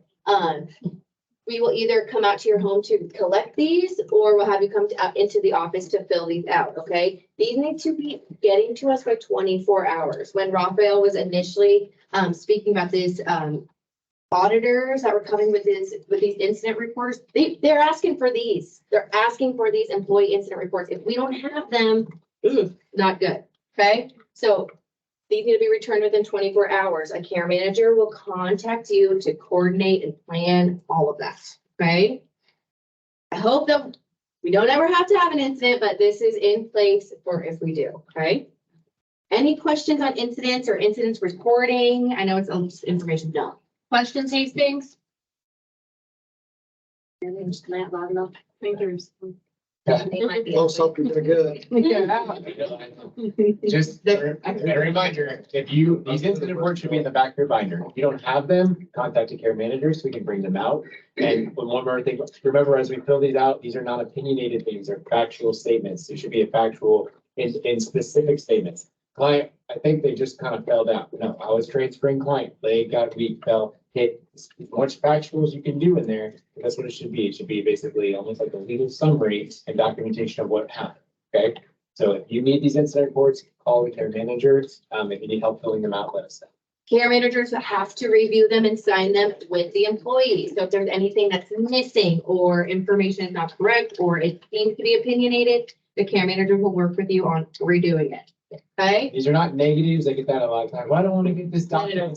These are just required. So these are almost like a positive that we just said we can reduce incidences. So incident reports are not a knock on you as a caregiver. If accidents happen, hospitalizations happen, we're just going through the process of making sure we have documentation in place for following our procedures. So these aren't like a negative event that like we're trying to come down on you, because we understand. So just let us know so we can help you and communicate correctly. Incident reporting protects you guys as caregivers. And that's my biggest takeaway today is none of this means negative. They are here to protect you, to ensure our clients are safe. And for further clarification, this is yet another mandate by the state. So this is a regulation that's actually expected by the state of Nebraska. All right. Any other questions on incident reporting, you guys? Thank you very much for your time. Final topic, and then we'll be done. So you guys get home safe. Following up on that, we're just going to talk about safety. It goes right in hand with these reports. So safety, setting up clients for success. You guys winners on the way. It's a perfect time to review some safety protocols and procedures so that we're best prepared for these winter months also, and we can best serve our clients. So setting up clients for success. The first thing, a lot of these things are firsthand experiences that we as care managers have seen multiple times in the last couple of months. So these aren't just like stories, like this is firsthand things that we've seen in the homes.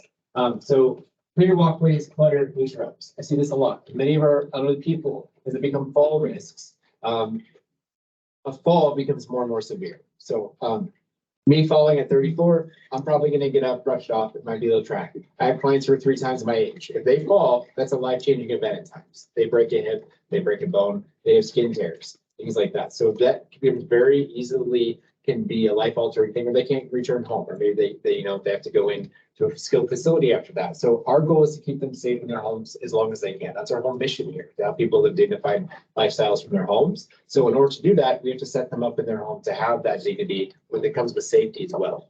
And so clearing walkways. If I have someone as a walker, I see this all the time. Rugs, those rugs that get bunched underneath them, those should be out of the way. They should be taped down. We're talking about walkways in the winter time, like ramps, things like that. Things are going to get icy, so there should be salted ramps, things like that. You're not to be clearing driveways. It's not your job. But obviously going up and down ramps, kind of walkways, getting a broom, throwing some salt down. I don't want you tripping, slipping, things like that. And so use common sense, but set yourself up for success in the thing. Communication. Ask if the client has a fall button. It's with them and it's charged, readily available. Okay. I see this as a major issue for, I'd say probably 50% of my clients or more do not use their emergency buttons, their fall buttons, or they're not in reach. So let me ask you this, I had a gentleman last week. I was there, he said he's been tripping, he's been having some issues going up the stairs in the shower where he's had falls. And my first question is where's your fall button when you're doing this? Well, it's over there in the living room. It's like, that does do no good if you fall in your shower while you're doing a transfer. We've had caregivers in the past find clients between their shower and their toilets, and they've been there for days. So, I mean, and imagine if they didn't have someone for 4 days, 5 days. That could literally end their life, and no one wants to die stuck on the floor between their toilet. That's the horrible way to die. So, let's not do that. So have that client, ask them, hey, do you have your fall button on you? Is it charged? And then also check that thing. Once a month, you should be doing a test on that. You should be testing it with your client, hitting that button. Hi, let's say, hey, Mr. Joe, this is, so-and-so at Life Alert, what's going on? No, we're just testing the button to make sure it works. Okay, no emergency? Great, thank you. That way you ensure when that emergency does happen, you're prepared for it. As I was in the Boy Scouts, the motto is be prepared. You don't want to respond to an accident and then try to figure it out. You want them to be ready. Darnell? I have one more question. Yeah. One of my client don't have them buttons. I could tell them, let me get one of them things. Yeah, good observation. So if you have a client who's a fall risk and you're like, I don't get a good feeling when I leave them. What should we do? Call your care manager. That's perfect. Remember, you guys are our eyes and ears. We can coordinate with you, talk to that funding source, talk to those clients, set them up with those things. No, I got to tell them that. I do got to tell So them. just come talk to one of us after the meeting or this week. Come talk to one of your care managers and we can work with you individually on that client. So yeah, good observation. And so we want to set them up. I'm gonna talk to you about, I got one. Later. I'll tell you that. And then finally, if they don't have that, for instance, like Darnell's client doesn't have it. Well, I mean, at the hospital, whatever the nurse leaves your room, what do they give you? You have the button, because in case you fall, in case you need something. So what our button is our cell phone, phones. That client should have a phone. They should be charged next to them. So they have access to communication. So if they don't have that phone button, at least they have a phone or some kind of communication device. So when you leave, you should be thinking to yourself as like that nurse who sets their client up with the fall button, with their phone. Is it charged? Is it making sure that they're set up for success for when you leave that house? And so making sure it's in reach. I had a client last week. She felt she's having multiple falls and her phone was across the room. And so she would fall again. It does her no good because she can't get to it. So it needs to be near her. So it's in reach. So if she has an emergency, it's accessible. So thinking about that. And then finally, setting up with medications, food, drinks prior to clocking out. So think about that client for the next 12 hours, a day, 2 days. They may not have a caregiver right away, or you're setting them up for the next shift. With inclement weather on the way, we want to make sure that that client is set up for success for the next morning. If there's going to be bad weather, I know like you guys in Hastings, a lot of you guys drive a lot longer in Hastings than Great Island. So if you're leaving that client, you want to make sure that those meds are right next to them on a bedside table with some water, maybe some snacks. It's, the client, maybe they have a urinal that their cat bag is emptied. So that way, if the caregiver is late, they have access to medications in the morning. They have those things. They have a phone. They can be okay for a little while longer. So think about those things before you just leave the client. Finally, preparing for heavy weather. Keeping enough stock of food, weather available. I gave the example. Do you guys? I don't know if you guys remember last year in the summertime, there was a big power outage. And many of you guys were without power. We had clients without power for 5 days, and so, yeah. So it was very bad. I think some of the power lines went down in the storm. And so a lot of these clients had, not to pick on you guys, but how long will your chair last without being charged if you're driving around, Oh, it won't last that long. Yeah, exactly. So if your chair dies, how do you get around? It's not easy. Yeah. Our neighbors across the street, we off the phone, 100 days. Yeah. You were an extension cord over to our house. Yeah, well, you had a good neighbor. Basically, they said they had a neighbor in their extension cord. But we had some clients, the whole neighborhood was dark. And so a lot of our clients depend on these assisted devices, like wheelchairs, like those hospital beds. I remember the gentleman I was doing showers with had a pressure sore bed, the mattress. And that went down to the metal thing. It's like an air mattress. that Yeah, they laid in. and his bed was at a 90-degree because he was getting up. So for 3 days, he was stuck like this. No air conditioning. He couldn't use his chair. And some of my clients, their phones had died. They didn't have family members around. Can't reach medicine. Yeah, lights are out. It's dark. Can you imagine just being stuck in your house? No way to communicate. Nobody. So you don't want to be there. Remember that not to be prepared. So that we need to be a little prepared. Some of our clients have ALS. They have breathing. They actually use breathing machines. So if that ventilator would go off, they literally would suffocate. So there needs to be a plan in place for some of these things. Have a discussion with your client. Think about those things. These little cell phone chargers, that's really important. That's a lifeline, if that cell phone would go dead. So, advocating for them. Because I took a lot of my own clients out last year. We went to the pizza place in the part of town that had them, and we just charged up like 5 things. But, I don't want to do that every single, I can't do that with everybody. So have those on hand, have enough food, have enough medication. Some of my clients struggle with medications, making sure there's enough, if they need a necessary, seizure meds, heart meds, like they should have enough on hand where if the delivery misses, do you have a day or two extra supplies? So you're just not out of those. I've had that happen recently as well. In the event, keeping flashlights, blankets, and candies. I don't, that example again, I remember going to my parents' neighborhood, which is pitch dark. Like it was like a zombie apocalypse. And one of those clients, had, they're a fall risk, like maybe someone in a wheelchair, they couldn't get up, so it's just dark in their house. They didn't have a flashlight. They didn't have TV. It's just pitch black and they're just sitting. So like, it's not a good scenario. So think ahead, have some of those things, build emergency preparedness things. We do have an overhead lift Uh-huh. to get the ambulance and into the bed. Yeah. And we didn't realize it, but the power went out one night and the green light stayed on. I'm like, oh, that's like Yeah. and the battery does Perfect. charge. Yeah, it's good for, like I said, some of those things for a day or two, but having, like I said, having those backup systems in place is very important. Yeah. And then finally here, we talked about clearing walkway salt, ensuring your tire pressure. So, I know like last week, it was very cold. It's like wonderful up today. But when it's cold, those tire pressure and the tires are gonna go down a lot. So I know when I was driving my tires last week, they're like 5-10 PSI lower than normal. So making sure you have correct PSI for your safety, for your client's safety, that, because we're taking our cars to all these places, we want to make sure we get there safe. And then remember, some of our clients do not have anyone for days between shifts. So you want to take precautions that you would do for your loved one. So I know me, like in a more dramatic scenario, me and Alina went out to a client's home last week. She has coverage twice a day or twice a week. So maybe like Mondays and Thursdays. So there's 3 or 4 days between us being. We found her on the floor. She'd been there for a very long time. And and you can imagine she's going to the bathroom on herself during this time. She's not really eating. So the house was a complete disgusting mess. Like, just to be honest with you, she was a mess. And so this person was not, safe to obviously in a safe scenario. So you should think about if you're caring for your loved one, like if you're leaving your grandma involved, like especially, you out there, maybe Hastings, they're not or further away. No one's going to be with this person for a day or two. How can you set them up so they're safe at that time? So like we said, having communication. We have clients who are paraplegics, who live on the 5th floor of buildings. So if there's ever a fire in that building, they're not getting up to get out. They don't live with anyone. So how are they going to tell the fire department, hey, I'm up here? Think about those things. Using the elevator. Yeah, they're not going to get up and just walk. So, and so they need help to communicate those things. They need help if they have arthritis, can they open up the water bottles for themselves? So they can't open them up for them, make those meals. If they're only 4 foot tall and they're really tiny, don't put the meals up there on the top shelf. They should be accessible for them. They should be in reach. They should have a meal or two. If it's winter time and the weather's coming in, make that meal for tomorrow morning so they have a meal on hand. Put it in Tupperware so they can open it. Think about those things, set the plan up for success.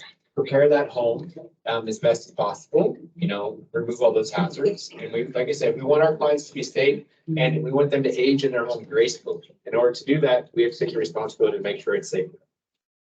Okay. That's all I have. Any questions, concerns?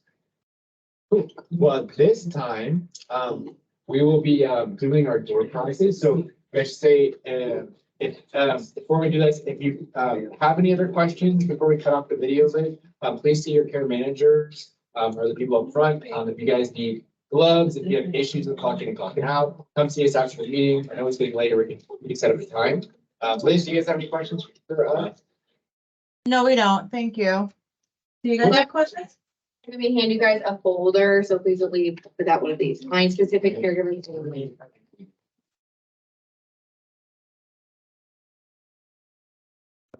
Well, we will end it there then. We appreciate everything you guys do. I appreciate you guys out there in Hastings, Grand Island. Good seeing you. And everyone have a happy Thanksgiving out there. And we'll finish with some fun activity. Happy Thanksgiving. Yes. Bye. And remember, Thanksgiving's about how much turkey. No, it's not. No, it's strong.